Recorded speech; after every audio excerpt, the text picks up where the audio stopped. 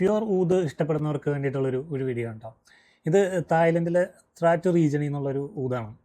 നമ്മൾ തുടക്കക്കാരാണെങ്കിൽ നല്ല pure ഊത് use ചെയ്യണം താല്പര്യമുള്ളവർ, ഒരു തുടക്കക്കാരാണെങ്കിൽ ഇന്ത്യൻ ഊത് ആദ്യം പോയി ട്രൈ ചെയ്യാതെ നിങ്ങൾ ഈ തായ്ലൻഡ് റീജിയനിൽ നിന്നൊക്കെ ഉള്ള, ഇത് തായ്ലൻഡിലെ ത്രാറ്റ് റീജിയൻ ഉണ്ട്, പിന്നെ പ്രാചീൻപൂരി ഉണ്ട്, സദേൺ തായ്ലൻഡ്, അങ്ങനത്തെ പല റീജിയനിൽ നിന്നുള്ള ഊത് ഓയിൽ വരും. അപ്പോൾ ഇന്ത്യൻ ഊത് ആദ്യം തന്നെ പോയി ട്രൈ ചെയ്യാതെ ഈ ഒരു റീജിയനിൽ നിന്നുള്ള ഊത് ട്രൈ ചെയ്യുകയാണെങ്കിൽ ഇതിൻ്റെ പ്രത്യേകത എന്ന് വെച്ചാൽ നല്ല സ്മൂത്താണ്, സ്വീറ്റാണ്. അപ്പോൾ എല്ലാവർക്കും ഇഷ്ടപ്പെടും.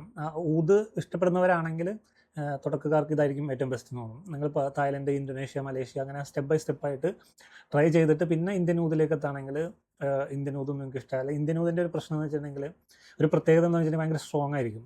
ആ സ്ട്രോങ് അനിമലിക് ഒരു മരത്തിൻ്റെ ഒരു കറ പിടിച്ച സ്മെല്ലായിരിക്കും നമുക്ക് കിട്ടുക. ഏജ്ഡ് ആണെങ്കിൽ സ്മൂത്ത് ആയിട്ടുണ്ടാവും, പക്ഷേ ഒരു ഫ്രഷ് ഊത് ഓയിലാണെങ്കിൽ ആ ഒരു സ്ട്രോങ് സ്മെല്ലായിരിക്കും. അപ്പോൾ അതെല്ലാവർക്കും ഇഷ്ടപ്പെടില്ല. അപ്പോൾ പ്യുവർ ഊത് ഓയിൽ ട്രൈ ചെയ്യണമെന്നുണ്ട്, എന്നാൽ ഈ ഒരു സ്മെല്ല് ഇഷ്ടമല്ലാത്തവരാണെങ്കിൽ തായ്ലൻഡിലെ ഓയിലുകളൊന്ന് ട്രൈ ചെയ്ത് നോക്കിയോ.